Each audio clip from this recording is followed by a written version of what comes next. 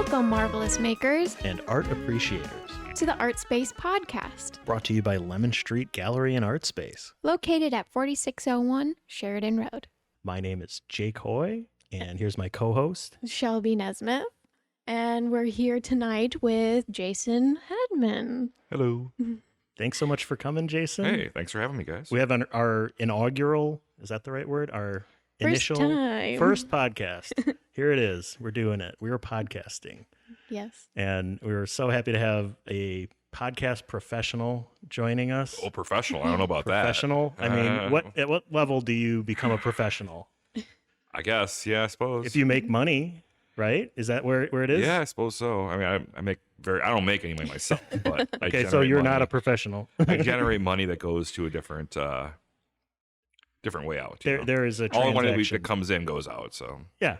So podcast professional. Mm-hmm. Yeah. And Ktown Connects Podcast. I've heard of that. Yeah, yeah, have you? I think so. You've been a guest on here and there. Yeah. And it's a great podcast. Everybody tune into that. We'll get to that in the plug section. Oh, sorry, did I jump ahead? No. It's okay. There are no rules. Yes, there's no rules of podcasting. And luckily, the magnificent podcaster is also an artist. So I'm going to kind of do a deep dive on him and how he got started in art. Very apropos to have an artist on the ArtSpace podcast. Yes. We're talking about sense. local art, and why not talk to a local artist? Wow, that makes sense, Here we are surrounded by art in Lemon Street Art Gallery. Beautiful pieces. 4601 Sheridan Road. Oh, Yeah. wow. He's the professional. Yes, he's a I tell ya. professional. We are wee little babies. LemonStreetGallery.org. LemonStreetGallery.org. Yeah, you got it. Yeah. Plug. You got the plug. Check it out. Come on, stop in and visit us, please. By the way, I'm enjoying a wonderful tangerine dream from Rustic Road right in downtown Kenosha. Oh, we love Rustic It Road. is delicious. Delicious. Yum. That's one of my faves. Is that an IPA? I think so. It's Like a milkshake. milkshake IPA. IPA. Yeah, Those are because I don't like the really bitter ones that much. I like the peanut Sours. butter porter. I had one of those earlier. A porter. That's Peanut like butter. That's thick. Then. It's thick, but it's like a peanut butter cup, so it's not bad. There's a dollop of peanut butter in the bottom of the glass. It kind of tastes like it might be. So you get there as fast as you can, Yeah. But yeah, support local. Gotta support local. Always. Well, we're kind of feeling things out, how things are going here. Yeah. When I listen to podcasts, this is the point where I shut up and the podcast host will talk, but now I am the podcast host, so I need to not shut up, which is going very much against my intuition. And I need to go against my intuition and not talk and Yeah. let you guys run the show and try to top in and go, we're sponsored by Rustic Road Brewery. I think I heard you slip up earlier and say you've been on here when you mentioned the Ktown Connects podcast. Did I? Yeah, you said like here, and it's like, oh, you think you're back in your podcast? No worries. Yeah. Well, good old Rustic Road will do it to you. If we were, maybe it would be a little less awkward right now as I'm complaining about having to talk. Trying not to steamroll conversation, but also keep it moving along. That's okay. But We can have lulls. It doesn't have to be a constant stream of word vomit. Exactly. So, we're relaxed here. We're chill, first one. We're ready. I think. Or at least we are for this episode. Maybe next time it's just going to be fiery. I'm just going to be zinging them out there. I don't know. Zinging The attention what? spans everywhere today. I'm not firing on all Me cylinders. neither. I rarely am, in fact. But we can start with we have some questions that we picked out to ask Jason, and hopefully he'll have some answers for us. Oh, boy. If not, I swear it wasn't me. I wasn't there. We promise this is not an interrogation. where were you on the night of December 15th? Get over me, Kappa. I ain't talking you. Were you playing hacky sack by the lakeshore? Did you break your leg? Hey, that was off the money. That is a Off reference there, that okay. nobody will get, except Yes. some of Jason's hacky sack buds. But yeah, so we got some questions, and we're gonna ask them, and Can't wait. then it's gonna be a podcast. Yeah. So, let us know how you got started in art.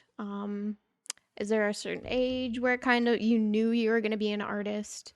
Well, I guess I always had the urge to create. I come from, my dad is, he doesn't do it much anymore, but he was an oil painter. He used to do that. He'd set up at the art fairs, things like that. He'd be there selling his stuff. And he did stuff like that. When I was a kid, I'd be sitting there watching him do stuff like that. I also have music in my family, things like that. So I was kind of just like born to create something. I just want to create anything. Nice. Either like a great meal or a painting or a song or something or a fundraiser or something. I just feel this urge to create something. So when I was a kid, I'd like make my own little comic books and I'd steal all kinds of ideas from other things as a kid.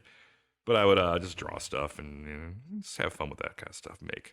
Have my own little comic book company. Oh, that's cool. Yeah. Did you have a name for your company? I think it was just called the Hedman Comics or something like that. Very original, very catchy. Yeah. I was gonna say we also forgot to mention the sort of like dynamic between us as hosts here, whereas Shelby is an artist, a very good artist at that, and I am a not artist. I'm a bad artist. You're in that an I'm art not one. appreciator and supporter, I'm an and art you are appreciator. valuable. Yeah, and I was gonna say my insight to that is, whereas Jason always had the desire to create, I had the desire to take a nap when I was a kid and to play a video game. Yeah, I didn't really get into video games. I never had a system of my own when I was a kid. Man, really? So I went to friends' houses and played Nintendo, but I never played it at home. And Just I didn't liked stick. it. I liked it here and there, but I never really. I wouldn't sit there all day and play something. Oh man, I got a Super still the same Nintendo way. when I was like 4, and the rest is history. I'm the same today. I have one of those old school systems that has like thousands of the 80s and 90s games. Yeah. Yeah, I'll play it for like an hour or two, like a couple times a month, and I'm like, okay, I'm good. And then you go and grab a pen. But I stay away from the Mario games because those things will suck your ass in, and Oh, you'll be that's- playing. And you get angry. Stay away from those because that will suck your whole day. I Or grew, a SimCity game. oh, I like The Sims and that. That's a good way to stay up all night doing Yeah. nothing. Those I agree with. I never grew up playing Mario. I had all the Nintendo systems, starting with Super Nintendo, and I didn't have many Mario games. I was Pokemon. I was Zelda. Anyways, we're talking about video games. Yeah. Oh no, but we welcome Whatever. digressions and Hey. stuff like that. So Video games are art. there you go. There you There go. you Pixel go. art, right? Yeah. Maybe we'll have a video game designer on someday. gotta Be do some kind of video game art. amazing. I love pixel art. There you It's go. pretty cool. Oh, I need a pen. There you go. See, we're inspiring. Yes. Or maybe I don't want to take credit for that. No, that's good. That's good. But yeah. So you made comics and stuff. Kind of. I mean, it was lame. And then I would trade with a buddy of mine across the street. He'd kind of make his own, but he was not nearly as good or as active as I did. I was like more into it. Yeah. He'd do it once in a while. Okay, here you go. We trade them back and forth. Aw. Yeah, it was just Kind of like artist trading cards. kind Here's of. your Yeah, comic. but we're like here's 7 years mine. old, Yeah. and Aw. but I never really took art in high school, like that. It's kind of, I don't know. My art's been kind of like a up and down throughout my life. It's kind of come and gone, but I've always like involved and wanted to create something. I've always wanted to do something. I hate sitting around. I have too many hobbies. I know that too well. Yeah, I just like to stay busy, I guess, and make something that you can give to someone or show to someone, be like, or have someone experience with you, and it's like, yeah, isn't this cool? And they're like, yeah, this is cool, and you're like, all right. Did you ever sell anything to anybody at an early age? No, Just like I mean trades, music. maybe? I mean like tapes and stuff. Okay. Yeah, like but not any art. No. You wouldn't like put a price tag on the comic and say $3. I lost all of them. No, yeah, no, I didn't sell any of them, but yeah, no, I lost all of them. But no, I guess just music would be the only thing I've sold it up till my 20s. I was in some lousy bands and. Okay, your own music. That's what I was gonna ask. Yeah, that's what I mean. Just Yeah, bootlegging on the street. No. I mean, I have done that too, but I got the new Steely Dan track. no, like live Nirvana, that was big back then. Oh yeah. Share those with people, but no, I was in a couple like punk bands, stuff like that. We did, and we recorded our own music, Awesome. some avant-garde kind of stuff. Cool. But yeah, so I've always been doing something. Here's a sort of related question. What do you think might be your earliest art memory? Whether it's something you made yourself or something somebody else made, or you saw something. It would be being with my dad at the art fairs. Yeah. And seeing like his stuff, and he did good stuff. He did a lot of landscapes kind of thing and animals and stuff like that. And it's cool. And I wish he got back into it. He just hasn't been doing anything. Oh. So But yeah, he had some skills. Yeah, he had like the art fairs, like the summertime art fair kind of thing down in Kenosha here. We'd go down to that. That the Civic Center Park one? Yeah. Okay. Yeah. I'd sit there in the grass, and he'd sit there. I'm sure he was high. I'm sure he probably wandered off and smoked a joint somewhere and came back. Yeah. Because my dad was like the hippie guy back then in the 70s, and I was like the little hippie kid with the equally long hair. Oh, what a pretty girl. Oh, no. I'm a boy. I had that a lot, too. Yeah. My hair wasn't even that long. Oh, I had nice long hair. I had pretty hair. Yeah. I was a kid that got told pretty, and I go, I know. I know. But I guess I got back into art. It would have been in my early 30s, really. And that was when I spent the whole decade before that just like being a bartender and sleeping with women and doing lots of drugs and drinking a lot and just having a great time. And I got custody of my daughter. She was 14 at the time. Having some trouble, so I got custody of her. She moved in, and I started going to Gateway for graphic design. I started getting into art then. Again, they started doing it to me. And after that, I graduated from there with the graphic design degree, and I went to Parkside for an art degree. And that's where I took a class with Dennis Bayuzik at Parkside. He's retired now, but he was a painting professor. And he kind of got me into painting a lot. And I still have a couple of the paintings from back then. They're not that great, but they're kind of fun. Look back on, see your progress. Yeah. It's important to see that, I think, as an artist, to look back on what you've done and where you're at now. So yeah, so I did like the layout kind of stuff at Gateway, and then I got into other stuff at Parkside. The graphic design helped out a lot because I did a lot of logo designs, did a lot of flyers for a while. I was doing that. Nice. And then yeah. Okay, this is going to be a recurring segment on the show. It's called Jake's an Idiot. Okay. And so my knowledge of art is lacking. When you say layout, what's that mean? You did layout at Gateway? Graphic design, layouts are like what I do now. Okay. You like place things and you create something maybe not so artistic, but more of functional. Like a magazine. Yeah. Like you lay it out where you do like where the pictures go, where the type goes. Make sure the type's set up right. Make sure that it's not like bumped over the wrong way, and make sure the headline's lined up right and all that stuff. And okay. Consistent font sizes and blah, blah, blah. Yeah. But I would do this for like flyers, things like that. I would generate band logos and create those. And then I would like find art and usually steal it illegally and place it into flyers and trim it out and make like collages of things like that for a band show or something coming up. I did a bunch of those back in the day. Guerrilla graphic design. Yeah. We had like a tragedy where we lost a friend of ours. I did a benefit show and I designed the artwork for that, and that was still this place on the T-shirts and things like stuff like that. That's more like layout kind of things. Okay. So cool. Thanks for explaining it to me like I'm 5. We need that to make art approachable. But at Parkside, I got into so many different mediums that it was almost like kind of confusing and kind of like almost like overwhelming, because like each class is totally different. So you had to buy all these new supplies. You had, this is watercolor, this is acrylic, this is you're working in clay, so you need all the clay toys, all this different. This is drawing, so you need all the pencils. So it was a good mix. I got to change things up, and I got to experiment with like 3D stuff. I did a lot of that stuff. I did the Nighthawks from Edward Hopper. Yeah, I did that in a 3D clay. Oh, cool! With like the cafe with the roof and everything, and there was a light underneath there that kind of worked a little bit. And I had like a house building behind it, like an office building behind it. Yeah, that's so cool. Yeah. It was cool. That was one of my favorite pieces when I was like an angsty teen, because I'm like, oh yeah, I'm alone. Edward Hopper's cool. Yeah. His other stuff's, I think I'm better. But all those people kind of seem depressed, so that's what I don't like about it. Well, that's probably what I liked about it. I mean, they can look kind of perplexed or neutral, but when they look kind of just like, ugh, my life sucks. I'm sitting in this room, looking out over the window. It's kind of like, come on. Buck up, man. Yeah, buck up. That was buck up, he said. So don't worry about editing that. Not yet. So we've already touched on this a little bit too, but one of our questions was, who was an early influence in your life? You mentioned your dad. You mentioned one of your professors at Parkside, I believe. Yeah, Dennis Bayuzik. He was big. Yeah, I mean, are there any others? Whether they're like Van Gogh or whether I always it's... liked, my favorite artist is Edvard Munch. Okay. He's my The favorite. Scream. Right? Yeah. That's well, the famous Scream. one. I'm just so Yeah. people know. Yeah. There's other idiots like me out there. I have The Hangover hanging in my hallway. I don't know that Nice. one. It looks. We'll it's, flash it's, it it's, on it's a screen right woman now. in her bed. She's like just laying back. She has a hand drift off the bed, and there's a bottle laying on the floor, and just a woman who had too much wine. Okay. So it's called a hangover because she has a hangover, not because her hand is hanging over the side of the bed.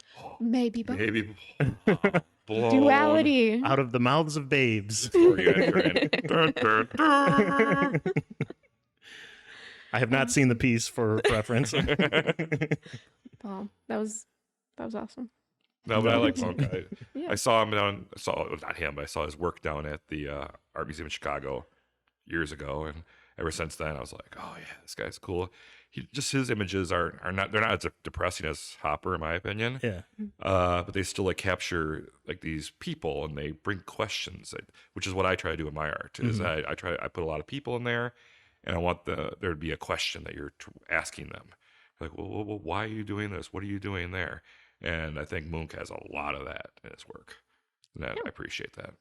We've made it, I don't know how long, because I can't see how long it's been, but we've made it this far without me somehow tying this into weather, which is a miracle in and of itself. But I'm about to break that streak because we mentioned the Scream, and Jason may have scoffed at it, and that's okay.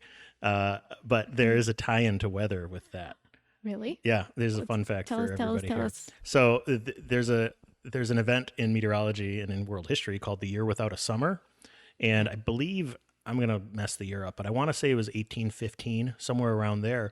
There was a huge volcano eruption in Indonesia. I think it was Mount Tambora erupted, and it was so massive that the ash ejected into the stratosphere, and it basically caused them to not have a summer that year. It was dreary and cold. They had frost in July in Boston, that kind of stuff.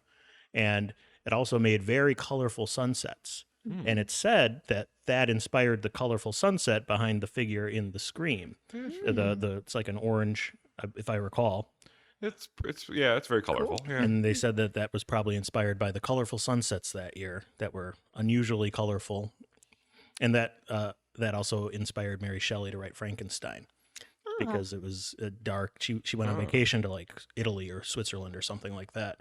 And it was very dark and dreary the whole time. And they just basically stayed in that whatever old castle that they were staying in. And she thought of Frankenstein. Wow.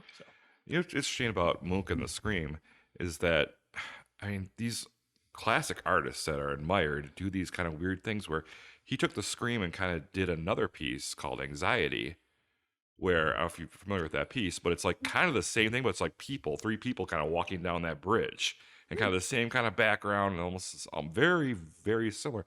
You just kind of like swapped them out. And I'm like, if I do that, people are going to think I'm lazy, you know?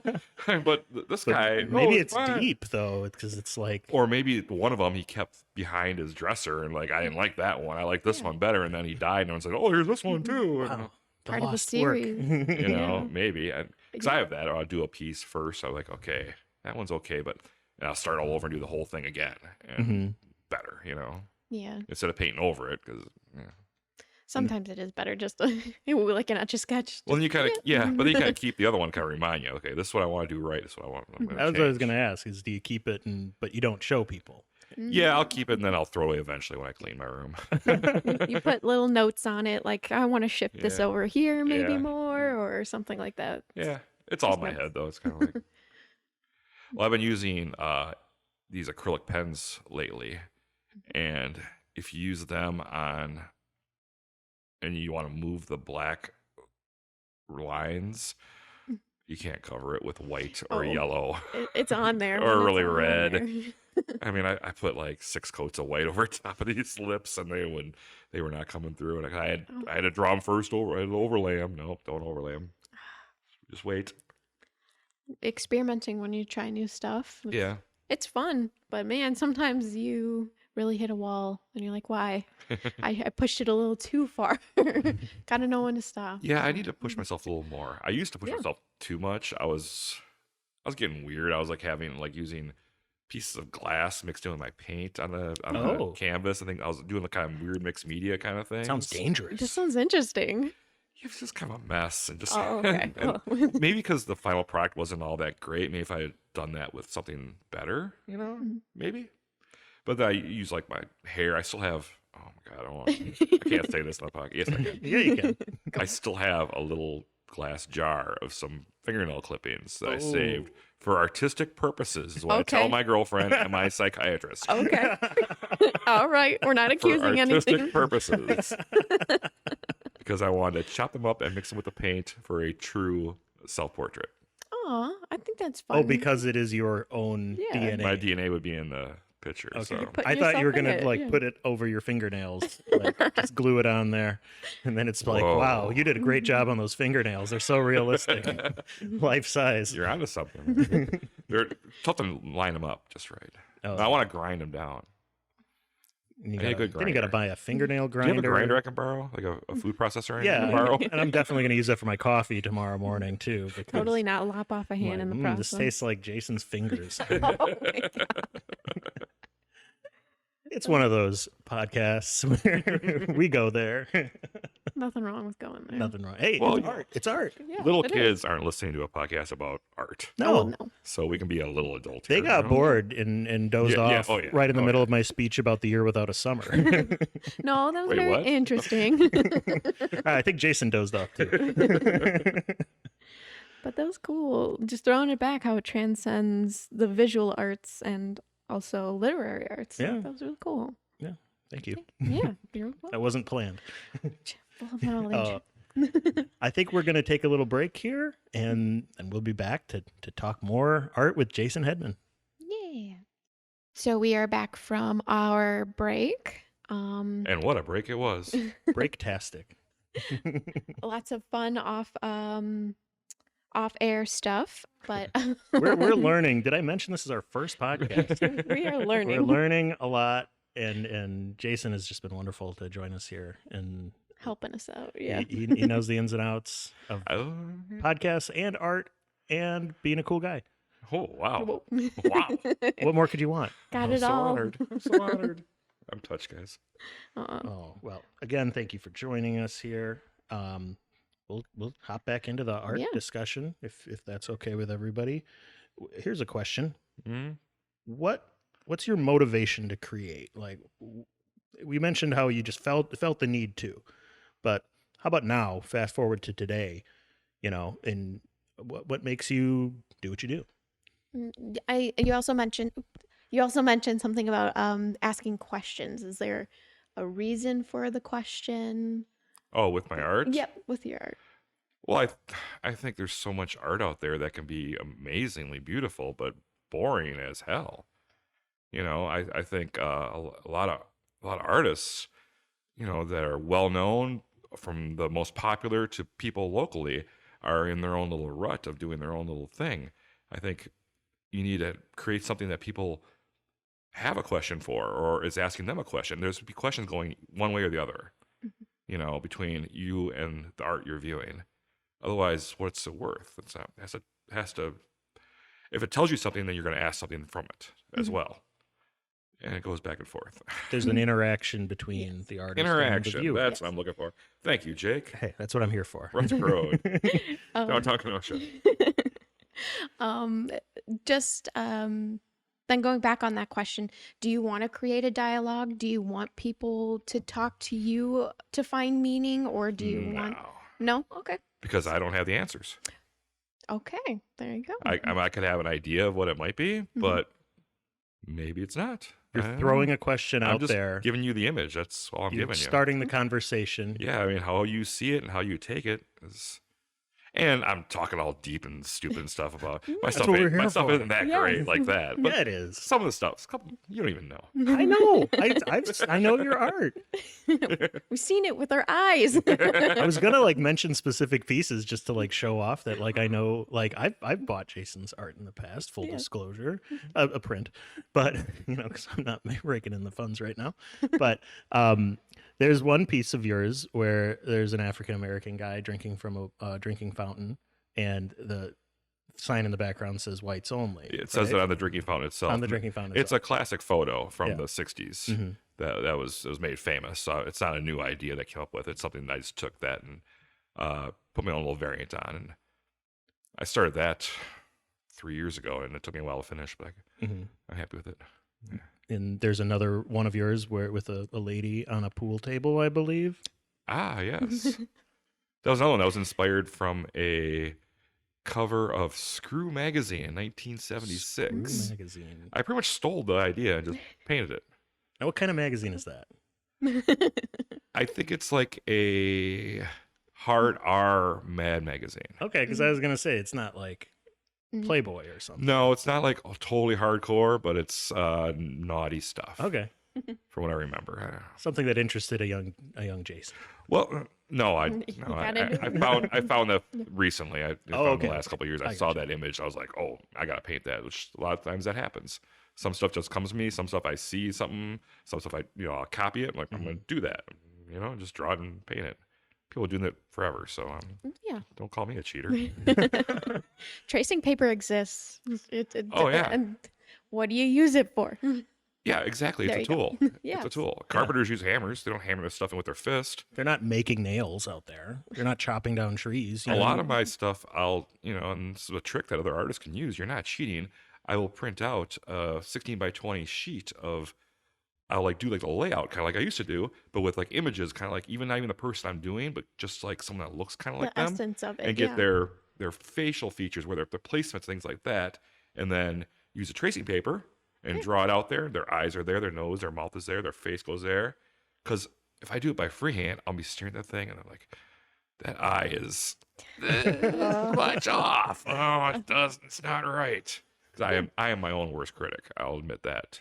I think that's the fault of every artist. Yeah, and not just art. I know, as in my own life, I'm the one that sees the things that I messed up, and other people are like, "Oh, that's great," and I'm like, "No, it's not. This is wrong." Gotta get over that hurdle and just gotta make something. Gotta put something out there, like this podcast. We're getting over that hurdle, going for it. So yeah, I sort of had a related question. So we mentioned earlier that you don't necessarily want to have that conversation personally with the person. Well, I don't like people, if you know that. Yeah, I know. I'm in the same ballpark here. We're graced with your presence tonight. But I am kind of introverted though around strangers though. Me too. Yeah. That's perfectly fine. But I was wondering, have you had an art show? You go to shows and sell your artwork, and people will ask you questions and stuff. Do you like that, or do you dislike that? I love that they're showing interest. Yeah. That's awesome. I'm not annoyed by that. I mean, that's awesome. Hey, you're interested in my piece and you want to talk to me about it. I'd love to hear what you think about it. That'd be great. And I'll be at the art market every month this summer. Oh yeah, good chance for a promo here. Definitely come check out third Sunday of every month, June through October. Yeah, over at 10 a.m. to 2 p.m. at Union Park in downtown Kenosha, north side of downtown. Come see Jason Hedman Art, Facebook. Yes. And you'll see me setting up pens. Hedman. Well, mine will be in the title, so you'll spell it. Check links in the description. We got you. Links in the description. But where I was going with that is, have you ever had a comment about your art that is stands out in your mind? If it's like a funny comment that somebody made, or maybe something that's stuck with you over the years. The thing that really sticks with me goes way back. Yeah. I had a piece banned from the Gateway Art Show. Ooh. When I was going to Gateway. This is when I was more into graphic design, so we were doing a layout, but we had to do a mock-up magazine cover. You can do whatever you want, but it had to look like a magazine cover, with everything, UPC symbol, everything, the whole thing. Logo, all that stuff. I'm like, okay. So my grandpa used to get this magazine called Gourmet when I was a kid. Had recipes, things like that. Written in nice font up on the top, script font, Gourmet, all fancy. So I took that and I did Cannibal Gourmet. Oh, edgy. And I had my buddy worked at Manja, and we took this Halloween decoration of a severed foot. And brought it down there. He set up a nice little tail spot for me on one of the tails, a nice white tablecloth. Oh, goodness. Beautiful, silverware and everything like that, all set around, and slapped that foot right on the plate, put some grapes around it, and took some pictures. And that was my cover, and it was the cover of Cannibal Gourmet. And on the top it said, "Why is Grandma off limits?" Oh my goodness. And it's like, "Eat lean, eat leg" was a big headline. Oh my goodness. And it wasn't allowed in the Oh, come Gateway on. Art Show. That is. Now, see, I love that. It was And banned. No. And then, to add insult to injury, this other piece I did, a digital art piece, which don't get me started on digital art because I can go on that. But this thing I did for less than 5 minutes of work, I took a picture of Dee Ramone playing his bass, trimmed him out, and then did like 4 different effects on each one. Boom, boom, boom, boom, and lined them up across like a gradient background. Probably took me like 15 minutes, but still. Got an honorable mention in the art show. I'm like, wow. really? Oh, Come on. wow. Campbell Gourmet would have wiped the floor with that. Come on. Maybe they felt bad because they made you not put in the Cannibal Gourmet one. Maybe when Oh, Grandma. now I'm hurt now, No, really? come on. They didn't like my Dee Ramone piece? No. I mean, it looked cool, but it was still just so simple. And digital art's such like that. You just throw something together and like, oh, looks slop. Oh, okay, it's art. I'm kinda- not the artist here, but I'm sure a lot of artists have had things where the one that they don't expect people to like, people like. Oh, and Yeah. yeah. the one that their favorite one, people are like, oh, I could take it or leave it. And Yeah. it's funny how things take off. So that's what I've noticed with now that I'm selling my prints at the art market, on Union Park, 3rd Sunday of the month. I'm selling prints of my stuff, so I need to try to create something that's like marketable. I can't just paint whatever I want and think that's cool because I don't have any room on my walls to hang it. So I need to create something that I can actually sell people.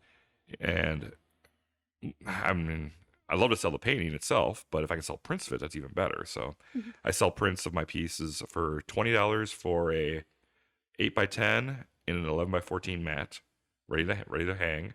Nice. Those are 20, and then the larger size are 30, and those are I think 11x14 in a 14x18 mat, maybe something like that. But and then I also have them framed as well. For $10 more, you can get the piece in a frame. It's a frame from Value Village. It's nothing fancy, but I clean it up and I kind of scuff out the stuff and make it look nice. And I think of having affordable art for people is important. Yeah, Yes. definitely. Because my friends aren't going to spend $200 on a painting. I was going to ask if you get offended when maybe a friend of yours that's been on your podcast a couple of times comes and doesn't buy a painting, he buys a print instead. No, it's awesome. We're So I still was showing- giving all my friends discounts on my paintings last year. That's how I sold 75% of my paintings at my art show last year. I'll give my friends discounts. So I was charging like $100. $100 a painting, go ahead. If you like it, you want to take it home, that's fine with me, man. There's different ways to show your support, and it doesn't always have to be monetary. So Oh, for sure. For sure. just showing the love. Yeah, like that's what we're doing here. Yes. Hopefully. But this, you can come out to the art market, you can get a $20 nice print and a mat ready to go. Set it right up. There Nice. you go. We'll see you there. Okay. All right. Next question. Dream project. If, there's no time constraints, money is at your disposal, you're inspired. What's your dream project someday? What you making? It would be really cool if I was like commissioned by the city to do like old Kenosha paintings that would like hang in like all the government buildings around town. Yeah. Yes. If I did like maybe like old aerial photos or old just like people standing in front of a bank kind of thing, or just kind of, because I've done a couple, 1.5 old school Kenosha ones. One I did of the Downtowner Saloon in the 20s when it was a grocery store. I've seen that one. Very good. Yeah, and that's actually hanging in the Downtowner right now. Yeah. Oh, cool. So yeah, they bought it for me. Bought it from me. Yeah. Shout out to Yay. Dana and Terry. Dan and Terry Nelson over at the Downtowner Saloon. But yeah, my work's hanging there. My work's all over town. I think that's it, actually. No, hey, it's great. And yeah, I know you have a big interest in local history, and For sure. there's a fantastic piece about the Orpheum Theater out there somewhere. Yeah, you can look it up on YouTube. It'll be on the Ktown Connects channel.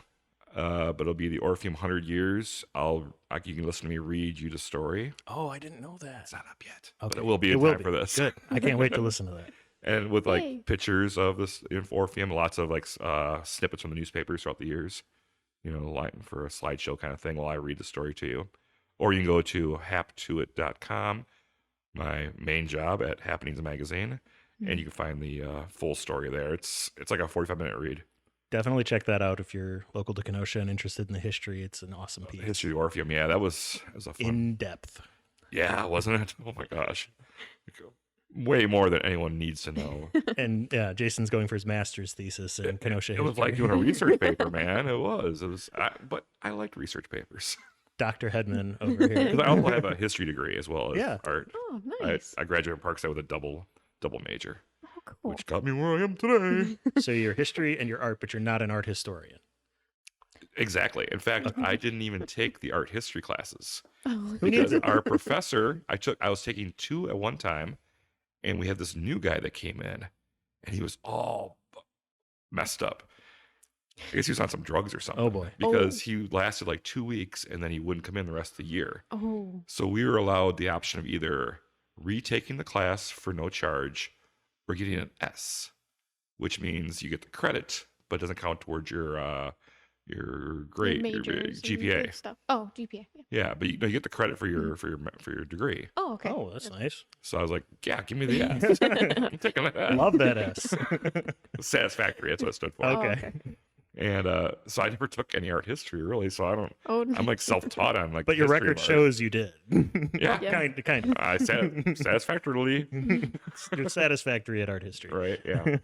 But I think that's kind of the best way to get into art history because you research what interests you and it becomes very kind of personal. So Yeah. I think that's kind of a good way to go about it. But it's also nice to you have to look back on history, art history, and you can look at stuff and you're like, yeah, I'm better than that guy.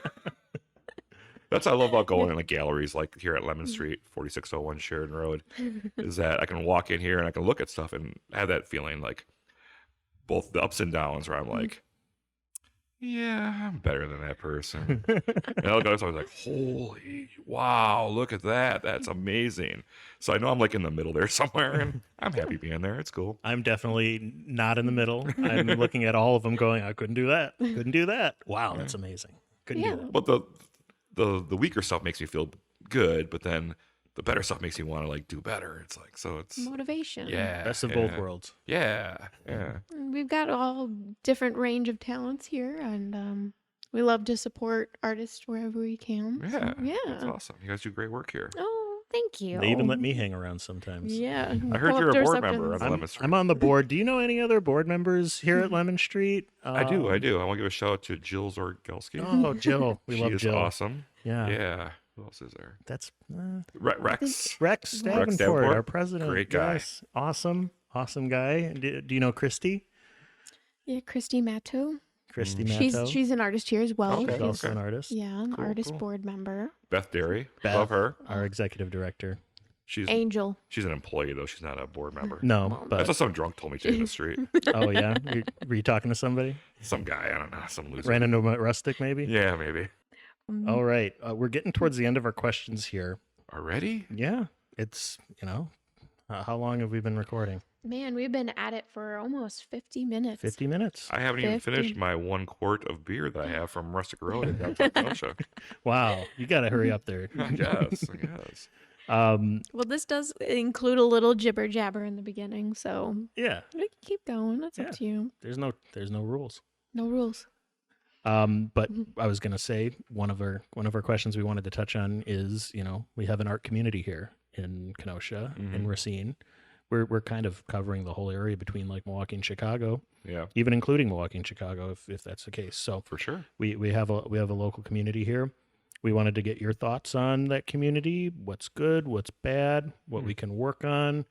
What you'd like to see? Yeah, any projects you have in mind that you think we can get together and work on? Kind of just amplify your ideas and Well, just get them out there. Last was it October? I went up to St. Paul, Minnesota. They had the whole thing started with my dad lives up in northern Wisconsin with my niece. He has full custody of her up there, and I was going to go up there and see her for some reason. She had some soccer game or something going on. So yeah, I want to go up there and see her. I haven't seen her in a while. Her dad's a loser, so I had to come in. And, Oh. so Uncle Jason has to be really cool. Oh, So- I wish I had an Uncle Jason. Jason. Yeah. Yeah. He's pretty awesome. So I was going to go up there anyway. So I started looking at art stuff going on in the area because my car was all loaded up from doing the art market every month. Ooh. Yeah. Because I did not unload my car because I live on a second story. Yeah, no. And I don't have any storage. I live in a 2-bedroom apartment upstairs. If I get myself in my car and I'm going to use it next month, it's staying in my car until next month. And So- for those that didn't make it to the art market last summer, Jason had the best tent of all time. Oh I've my never God. seen a better tent. I And have a I'm new being tent. very sarcastic I right now. know. I got a new one. I had to help him set it up every time. Oh no. It was poles and plastic and Oh, this guy sorry. named Donnie bought it for me. Oh, actually. Oh, yeah, nice. I've heard of him. Yeah, Nice yeah. guy, Donnie. Donnie Stancato, yeah. Mhm. He bought the wrong one. But you got a new one. So, I do have one new one. It's all ready to go. anyways, Nice. But where was it? I cut you off. Yeah, Sorry, sorry. I had to make the Minute- joke about the tent. You were in St. Minnesota? Paul for St. Paul, yeah. So I went up there. I was looking in the area of some art shows where I could sell something. I'm like, okay, great. And I found this place in St. Paul. Now, if you know the area at all, there's St. Paul and Minneapolis. There's a river that divides them. Yeah. It's 2 huge cities, so it makes like a huge metropolis kind of thing. And there's this art show going on in this factory right on the river. And I looked it up, and it was like some kind of studio thing where they're doing like an open house. So I sent a message like, "Hey, can I get on this?" They're like, "Okay." And they charged me like $30 or $40 for the one day. I did the Saturday. That's all I did. I'm like, okay, all right, I'll do it. And the place was really cool because it was like a factory where you walk in. It's on the 4th floor of this factory building, and there's all these little studios built in there. And there's dozens, like 2 dozen at least, maybe more, like lying each side of the wall, and they all share a bathroom, the utility sink, all that stuff, but each have their own little nook where they do their artwork, they do their stuff, they got electricity, and they all kind of do the thing together, and they do this art show together. So that's what I like to see come to Kenosha. It's coming around to sounds that. cool. Is this, we have like these factories we could use possibly, Yeah. these spaces we can use, transform them into that, where people will rent them out at affordable prices that won't break their bank, that will actually generate enough income to support it, and kind of help bring the community together as a whole. So it was really cool. And then they have a show there to get people to come in and Yeah. talk to it. You get to see the place. I you sold get to- one piece. Well, Yeah, that was rough. Yeah. The turnout was really bad. I don't know what happened. The turnout the night before they said was really good because they had live music that night. oh, And then the day I was there, they had nothing. I was kind of like, So it was a lousy turnout, but it was still an awesome place. yeah. Nice. So So there's a 16th Street Studios in Racine that kind of work out of a factory building, and they have studios. And then they have a open house. So twice a year they have you can come in and see their studios and stuff. very cool. So That's kind of what this was. And I was in the hallway. yeah, I yeah. sat up there with my table. He's like, I yeah. don't have a studio Yeah. here, but here's my art. Well, yeah, there's a couple of us. They let us Oh, up there. Yeah, nice. yeah. Except I was But- coming in from out of town, and Yeah, I think it's important to have affordable studio space to have a community there, because it's intimidating to get involved with the art community. Just jump in. It's a big thing to do it. So I think that would help a lot of people if they had a similar structure. But then I asked myself, was like, would I really use it as much? Mhm. Because it's so much easier for me to go into our second bedroom and my little 1/3 section Yeah. of the bedroom where I have my Mhm. stuff set up and paint there, and go to the bathroom and take a break, go have lunch, and Mhm. walk the dog and do like this and that. Mhm. So it's that balance. Would of- I need a? Would I? Yeah. Yeah, and I run into that too, where like I imagine, doing my work, at a coffee shop or something like Yeah. that. And it's, very picturesque, and then I just end up like sitting on my couch. Yeah. Oh yeah. Or, just something, just whatever's easier. And, but, maybe if you had that at your disposal, that would inspire something new in you, and And sometimes it depends on the type of artist that you are, because there's some people that I want to be in my room, let me create and just have my space. And then there's people that want to be interrupted and just, hey, hi, how are you? Yeah. So it just kind of depends how you are as an artist. I know me personally, I like to be locked away and not interrupted. Yeah, I could see doing both. Mhm. You have to lug your stuff back and forth though. Oh, yeah. Not ideal. Yeah. So it's like, And then buying doubles? No, the thought of that? Nope. Nope. it's funny, like as a young non-artist dumb kid, I picture like you know, maybe it's from like cartoons or something, but like people like with their easel going to the river bank and like Plein air licking their painting. thumb and holding it up and I did that. looking at it. Yeah? Yeah. Licked your thumb? I'm kind of No, the riverbank thing. Well, the Lighthouse painting that I did, Oh, that's very popular. Yeah, that's the one I bought a print I of. sold tons of prints of that. But I painted that. Part of that is the story behind it's even better because I went there on 4th of July morning, and was it 2019? It must have been. Okay. I went down to that spot, Mm-hmm. unloaded all my stuff, walked with my easel, and set my easel up next to the picnic table, and I sat there at dawn. I got out there and started painting. yeah. And I good sat for there and you. painted it while joggers were going by, while people were like reserving their spots for the Oh, fireworks. yeah. And everything's, the whole 4th of July thing's just kind of building up that day. I was there till about 10, 11 in the morning just painting. That's so Oh, cool. that's awesome. People were running by and they'd say, hey, it looks good. You know, I was like, And you get that energy. Yeah, it was really cool. It was the first time I really painted like outside and like that. You know? Oh, that's so cool. So yeah, I did it in one morning. Done. Yeah. And it turned out great. Oh, Yeah. yay. People love the Lighthouse. Yeah, It's a that's what staple. reminds me of how I talked earlier about how I need to do stuff that, you know, has some kind of sellability. You know? Yeah, right. So I got some ideas. I'm coming with some ideas this year. Yeah, it's a balance of art for art's sake. Like you just make it because of aesthetics. So I Yeah. keep smacking the mic. Goodness gracious. I'm in the middle, okay? We're getting fiery here. I gotta go both sides, so I keep smacking the mic. But making art for art's sake, just aesthetics, and then getting into your deep personal art kind of. So it's always a struggle to get the sellability of the kind of, your greeting cards, get those out, whatever. Yeah. You can't put that much passion into that, and then Well, but yeah, if you're doing something like green cards, but if Yeah. you're doing something like I do, it's like, yeah, I want to do something that has some appeal to sell, but I don't have to do something because it has the appeal to sell. I get to choose what I want to do. So I'm still doing my own thing. No matter what I do, I'm just, this is what I want to do, but I think this will sell more than, you know, I do some, you know, chick staring out the window and looking all sad. okay, yeah, The sun shining definitely. down on her. Sorry, Edward Hopper, I didn't mean to pick on you, but Is he alive? First of all, I'm sure he is. Would he listen Okay. to this podcast? or yeah, Well, definitely would if he could. that's our final Oh, question. yeah. If Edward Hopper was alive, would he listen to this podcast? This episode for sure. Maybe not another one after this because he'd be like, oh my He'd get a God. Google alert. Oh Yeah. my gosh, this is horrible. Some guy in Kenosha is talking about me. Hashtag Edward Hopper. But that's nice to know that you create on your own terms and not out of like this other necessity, like of I think most people, Yeah. well, I was going to say most people do, but I see some people don't. Some people cater a little too much to the to what sells, I Right. think. It's like, and they they get stuck become in a like rut. a generator of materials, Mhm. not so much of a creator of art. Mhm. Yeah. They get stuck in the rut, and then they need to. Yeah, that's one thing I strive to is that I don't want people to be able to see a new painting hanging up somewhere and go, oh, Jason Hedman did that. I don't want them to think that. You don't want to. I mean, some stuff they will. Yeah. I mean, Their some stuff they technique, will, yeah. but I want them to see something like, and look, whoa, oh, Jason Hedman did that. Wow. Mm-hmm. And not to expect that. That's kind of what I want to get more. Because there's so many artists, like I said earlier, that are just like doing their one thing, their style, and that's what they have. And it could be great, and you know, it could make them a lot of money, but it's boring, man. It's just, come on.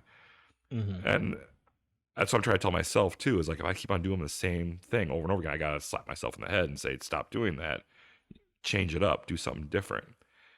And I mainly work with acrylics and canvas because that's all the space I have for things right now. You know, I would love to get into sculpture and things like that, but it's hard enough to sell a painting that I can store in a box somewhere. If I want to build a sculpture and try to sell that, don't.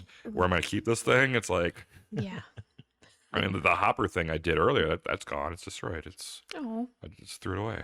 Oh, Because sat on a dress. I still have the background house, the office building in the background. But like the actual diner, I didn't like it that much. It like kind of got old, and I was like, toss it. No one's gonna want it. Well, I and it's establishing when like, okay, I've learned from this piece. I don't need to have it around. I've learned from this piece. Yeah. I don't have to make myself sad by looking at this piece. Yeah. It can go. Yeah, So- and you create things, and if you can't sell them, then what do you do with them? You just keep. Yeah, I have boxes of stuff that. They like stay in limbo. Like, what do you? Yeah, limbo. Yeah, like Do I show it here, or is it gonna even sell here? it's like you want to say, hey, if I give you $5, you would take it home. Yeah, I've got some pieces. I'd be like that. tempted to like say, does Aunt Myrtle need a Christmas present? I've done that a few times. Of I made this for you, yeah. but I totally did. I still have about 5 or 8 pieces from last year's collection that I didn't sell. I'm ready to throw them out. $100, take them. Just because I don't want to hold on to them. But then comes a day when you want to do an art show, and you do all these great pieces that are hanging all over town in your friends' houses, and you're like, hey, can I borrow that piece? And I want to use it for an art show, because you get to fill a bar or something with stuff, and you only have like the 6-7 pieces you've done recently, because everything else you gave away or sold or something. Yeah. So See, that's the stuff I don't know as a non-artist. I never would have thought of that. Not having enough. I mean, you can ask for it to borrow it back. Yeah. Do they usually say yeah? It depends on who. Like my mom has a couple of my pieces. There's one particular that I might use someday. Bring it back and put it in if I ever had a film art show. Yeah. One of my favorite ones. She wanted, so Yeah, slap a not for sale on there. and but you get to look at it. Yeah. And that's kind of a nice thing with Lemon Street. We do a warehouse sale. So if any of our artists have stuff that have just they kind of stuck around in the studio, kind of slap more of a sale price That's on awesome, it. yeah. Keep it circulating, keep them making new and fresh stuff. So try and encourage that as much as possible. And that's one way we've been doing it. We did not do it this year, but hopefully next year we're going to have one because we did our jury show instead. So, Jason, do you have any favorite local artists? Yeah, there's quite a few actually I like. Funny you should say that, Jake. I was just thinking about that. Just popped into my head randomly. yes, totally not new at this. There's a few. My buddy Israel Alpazar. He moved to Florida, but he was local for a long time. He's a great artist. He's one of my favorites around. But as far as like local, I like Kelly Witt, I think her name is. Has an E at the end. She does all these women with different like weird backgrounds, stuff like that. She does like it's kind of like character study kind of thing, which I kind of appreciate. Kelly's great. She's going to be a future guest. Yeah? on the show. Yes, Okay. we are arranging If for her she currently. will allow it. And I Yes. don't know her. I'm not name dropping. Yeah. I have no idea. I've never met her Beautiful as far work. as I know. But I like You'll her see her at the Kenosha Art Market as well. If you stop by this I summer. can't wait. But I don't wander off. I'm in my tent. Ask I know the someone for a person break. on each side of me. We need to That's do about like it. a halftime where everybody, That would be wonderful. go and shake hands and But then introduce everyone's yourself. somewhere else, and then they don't know. Oh yeah, that's True. We got odd numbered booths. Go and Or we have like a little meeting before the thing and just like, hey, get to know who's going to be at the market. Like the full year people. Yeah, that'd be Maybe good. just have a meet up and Yeah, meet and greet kind of thing. get to know your buddies. But also like Peggy Rosh. Oh, yes. She does cool stuff. Her stuff's just fun. It's just like you look at it, like it makes you happy when you look at it. It makes you smile. Slice of life kind of just. Yeah. Yes. I kind of try and do that, but a little bit darker. You know? I try to go a little bit darker than her, but that same kind of like mood and like her things kind of like give the questions back and forth too. So I appreciate that. And then I'm a Kenosha guy, so I gotta love Ken Mitcher. Oh, yes. Because he just does all these Kenosha stuff. I'd like to see him get away from watercolors because that seems to get a little muddy looking, just that style. Watercolors, because he does, I think it's all watercolors, but he does all these Kenosha scenes. All kinds of just like business, front of business stores, things like that. The Lighthouse he's done numerous times. The Harbor he's done numerous times. All this Kenosha stuff, but it's all watercolors. So, but Change it's really up the cool stuff. medium. Yeah, Yeah, change see- it up, Ken. Change it up. See what you can Because do. you got some skills, and he does a lot of really neat stuff. But yeah, so those are my favorite local ones. Nice. I mean, I got to see my friends Jill and Dave Kaler and there's too many other I'll forget to mention, but Jim Namio, Dove Page Anthony, she's great. Definitely. Who else do I got hanging on my wall? I'm going through my wall. I got a Carly Lyons piece up there now. This is good because these are all people we're going to hit up to guest on this podcast. Yeah. Andy And- Grasser, he's a tattoo artist, but he's done some. Oh, we're print doing stuff, too. all kinds of art. Yeah, he's So- got some stuff on my wall. I got my mom. She's hanging on my wall too. Aw. My mom did a paint and sip. Oh, few years okay. where she went and had fun and did her thing. Yeah. But then about a year ago or so, she gave me the canvas. She's like, here, you can just have this. I don't like it. So you just paint over it and do something with it. I'm like, okay, whatever, thanks. So I took it home and I couldn't paint over it. Because it's your mom. It's my mom. Yeah. I can't paint over it. She just needed a little, her son needed to be a little rounded around a little bit. So I rounded it a little bit more. And then she didn't really paint her sides. So it's kind of white was showing on all the edges. So I painted like a black background around it. And now it's hanging in my living room. Aww, And it's a that's so collaborative sweet. piece now. Yes. Yeah. So sweet. That's so cute. I'm not painting over my mom's painting. No. Come on. It's I'm not mom. I'm not a beep, beep, beep, beep. And that's our cue. Jason Hedman Art, Facebook. Yeah. Uh-huh. Where can well, I Where was can gonna people say, find you and your wonderful art? Did I just say that? Repeatedly. Facebook, Jason Hedman Art. Smart of you to assume we're gonna screw up and forget to ask. Very smart. Yes. Well, I don't know if you knew this, but I'm a good plugger. Yeah. Yes. So Plug it up. yeah, just Facebook's the best one. I have an Instagram, but I rarely use it. But Facebook, yeah, Jason Hedman Art, 3 words. Gotcha. Common spelling, just like the hockey player. And you can reach me through email there or messenger there if you want to buy a piece. Hey, drop me a line. I do not do pet portraits anymore. All right. Well, and you I did a couple of them, Yeah. and they're cool. And then one of them came out just amazing. I mean, it looked like a photo, man. It was Oh, so no. great. I'm like, that's it. I'm done. No more. Because then you got to watch it go away. I can't do better than that one. I'm No. like, Coco, that's the one. That's done. Aw, Coco. So I did like 5 of them or so. My friends were like, I was $100. All right, whatever. Mhm. So I just want to paint. This was a couple years back. So Oh, Coco. don't do it anymore. Coco has stolen the show. Yeah. But you can find us at the ArtSpace Pod on Instagram and the ArtSpace Podcast on Facebook. Wow. Check us out. Yeah. Our social plugs. And that's it. That's a wrap. And make sure you give a listen to my episode. Oh, yes. The Ktown Connects No, I was going to say this episode. Oh, well, I was that. just joking. Listen to the episode. Episode number 1. Hard Yes. to remember that episode. Make sure you give that one a number. listen. No, but- Ktown Connects podcast. If you like podcasts, you like Kenosha. If you like Local- better podcasting than we are doing right now, if you like people that researched ahead of time and We're equally sloppy, a little more research. I'll give you that. slightly more. So I would get just some notes. That's all. One of my But- favorite podcasts, if not my favorite. Oh. Definitely got to check On your that out. water bottle. Boom. Always supporting. Hey, you've been a great guest. Got to support local. Yeah, you can go back and listen to my episode. I don't remember the number. Actually, I Number want to say 3, I think. like 3 or 4 or something like that.